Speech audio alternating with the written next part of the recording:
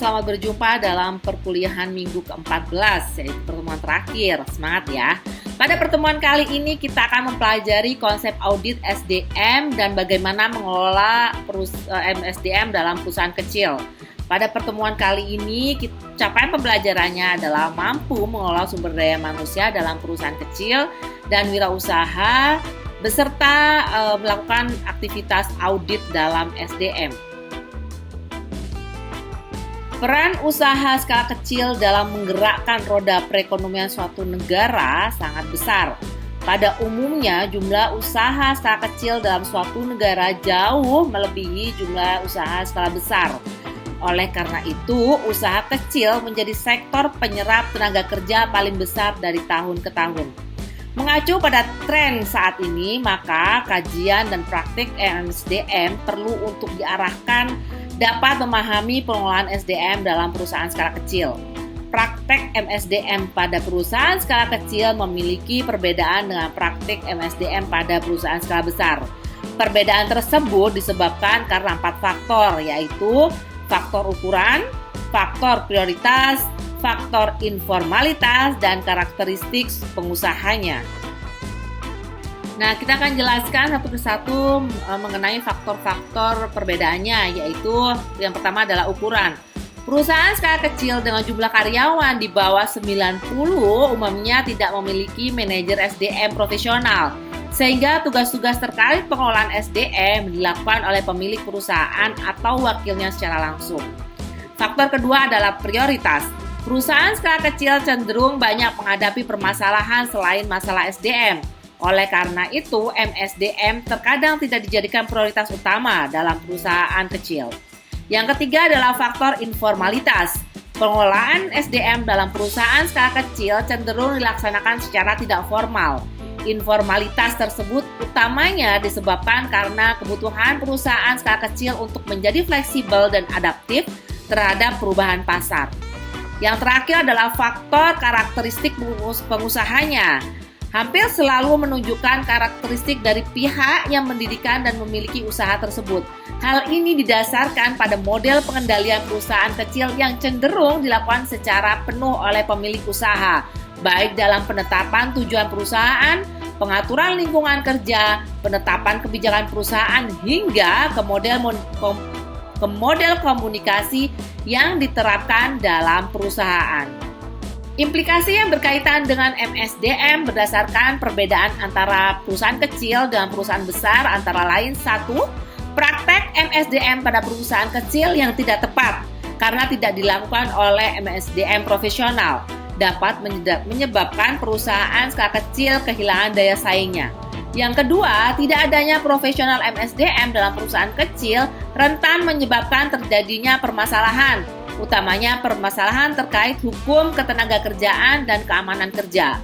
Yang ketiga, terjadinya praktek MSDM yang tidak sesuai dengan peraturan pemerintah. Yang keempat adalah administrasi data karyawan pada perusahaan kecil umumnya dilakukan secara manual, sehingga rentan menghasilkan kesalahan terkait informasi SDM. Secara keseluruhan, perusahaan skala kecil sebenarnya membutuhkan adanya praktik MSDM yang efektif untuk mendorong peningkatan daya saing perusahaan. Melalui keberadaan profesional SDM, maka perusahaan skala kecil dapat melakukan pengelolaan SDM dengan lebih baik melalui rekrutmen, pelatihan, penempatan, hingga evaluasi SDM yang sesuai dengan kebutuhan perusahaan. Selain itu, dengan adanya profesional SDM akan menghindarkan perusahaan skala kecil dari berbagai permasalahan yang disebabkan oleh ketidaksesuaian praktek pengelolaan SDM perusahaan dengan peraturan ketenagakerjaan dan peraturan pemerintah lainnya. Nah, sebenarnya ada hal lain untuk mendukung pengelolaan SDM, yaitu dengan adanya internet. Perusahaan skala kecil umumnya jarang menggunakan tenaga profesional di bidang SDM dalam mengolah karyawannya.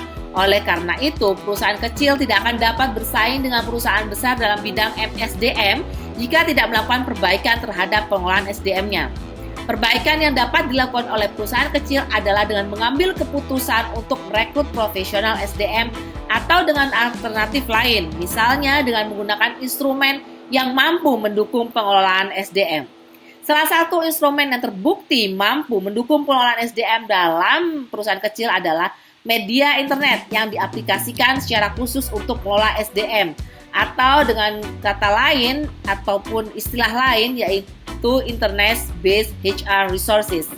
Media ini dapat membantu perusahaan kecil dalam melakukan pengelolaan SDM, mulai dari perencanaan dan rekrutmen, seleksi calon karyawan, pelatihan karyawan, penetapan penghargaan dan perencanaan pembayaran, dan perencanaan kesehatan dan keamanan kerja.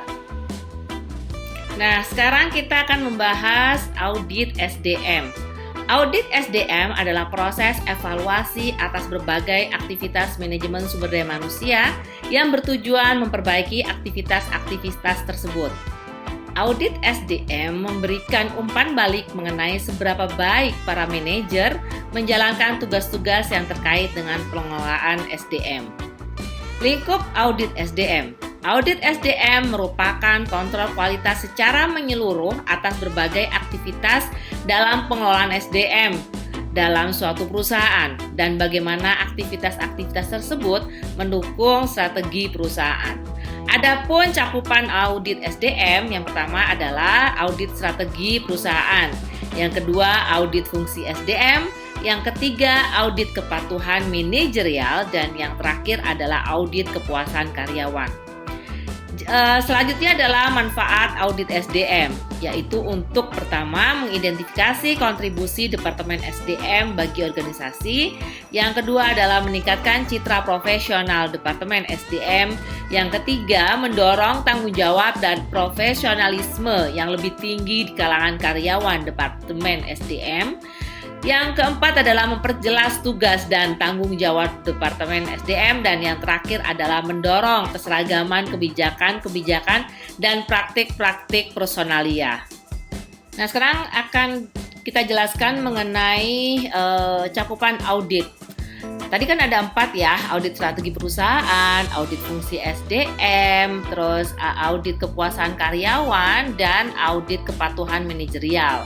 Jadi kalau audit strategi perusahaan, yaitu strategi perusahaan yang berkaitan dengan cara perusahaan menciptakan keunggulan bersaing. Memahami strategi perusahaan sangat penting bagi manajemen SDM karena MSDM bisa dikatakan efektif hanya jika mampu berkontribusi bagi tercapainya sasaran strategik perusahaan. Para karyawan Departemen SDM bisa mempelajari strategi perusahaan lewat wawancara dengan para eksekutif kunci, mempelajari rencana bisnis jangka panjang, dan melakukan peninjauan lingkungan secara sistematis guna mengungkap tren-tren yang berubah. Departemen SDM harus mengaudit fungsinya, kepatuhan manajerial, dan penerimaan para karyawan atas kebijakan dan praktek SDM dalam kaitannya dengan rencana strategik perusahaan. Yaitu audit fungsi SDM merupakan penilaian atas berbagai fungsi yang dijalankan Departemen SDM. Nah, areanya apa saja? Yaitu yang pertama adalah sistem informasi SDM, yaitu sistem informasi misalnya analisis jabatan, ada standar jabatan, deskripsi jabatan, dan spesifikasi jabatan. Yang kedua adalah rencana SDM, yaitu mengestimasi permintaan dan penawaran, inventori keahlian, dan bagan serta ringkasan penggantian. Untuk kompensasi, yaitu tentang tingkat gaji, upah, insentif.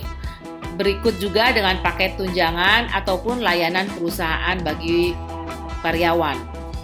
Penyediaan dan pengembangan karyawan, misalnya dalam hal rekrutmen dan seleksi. Nah, dalam rekrutmen apa yang diaudit? Sumber-sumber rekrutmennya, ketersediaan calon karyawannya maupun lamaran pekerjaannya. Nah, kalau seleksi yaitu adalah rasio seleksi, prosedur seleksi, dan kesetaraan dalam berkesempatan mengikuti seleksi. Dalam penyediaan dan pengembangan karyawan, apa saja yang diaudit? Yaitu pelatihan dan orientasinya, meliputi program orientasi, tujuan dan prosedur pelatihan, maupun tingkat pembelajaran. Itu untuk pelatihan. Nah, bagaimana dengan pengembangan karir? Cakupannya adalah bagaimana keberhasilan penempatan internal setelah mendapatkan pengembangan karir tersebut. Yang kedua adalah program perencanaan karir ke depan, atau bisa kita katakan promosinya jabatan bagaimana. Dan yang terakhir adalah upaya pengembangan SDM-nya. Selanjutnya, pembahasan kita yaitu mengenai audit kepatuhan manajerial. Pada audit ini, kita akan menilai sejauh mana kepatuhan para manajer dalam melaksanakan berbagai kebijakan dan prosedur SDM. Audit ini juga bisa memperbaiki citra dan kontribusi Departemen SDM bagi perusahaan. Para manajer operasi akan lebih menghargai Departemen SDM ketika tim audit meminta masukan dari mereka dan menindaklanjutin masukan tersebut. Cakupan terakhir untuk audit yaitu audit kepuasan karyawan. Kinerja Departemen SDM dinilai efektif jika mampu mencapai tujuan perusahaan dan sekaligus juga memenuhi kebutuhan para karyawan. Jika kebutuhan karyawan tidak terpenuhi, maka cenderung akan timbul turnover, kemangkiran, dan aktivitas serikat kerja. Untuk mengetahui seberapa baik kebutuhan karyawan telah terpenuhi, tim audit mengumpulkan data dari para karyawan. Tim audit mengumpulkan informasi mengenai upah, tunjangan, praktik kepersonaliaan, asistensi rencana karir, dan umpan balik yang diterima karyawan mengenai kinerja mereka. Sekarang diskusinya adalah mengenai metode riset SDM. Metodenya meliputi yaitu wawancara, yang kedua adalah survei, yang ketiga adalah analisis historis atau analisis masa lampau. Yang keempat adalah informasi-informasi yang kita dapatkan dari pihak luar atau eksternal. Selanjutnya yaitu penelitian atau eksperimen SDM. Dan yang terakhir adalah audit yang memiliki level internasional. Nah, itulah penjelasan dari pertemuan kali ini. Apabila ada yang ingin didiskusikan, bisa melalui forum dan silakan mengerjakan tugas-tugas yang telah ada, yang telah saya submit dalam sistem. Terima kasih, semangat belajar ya!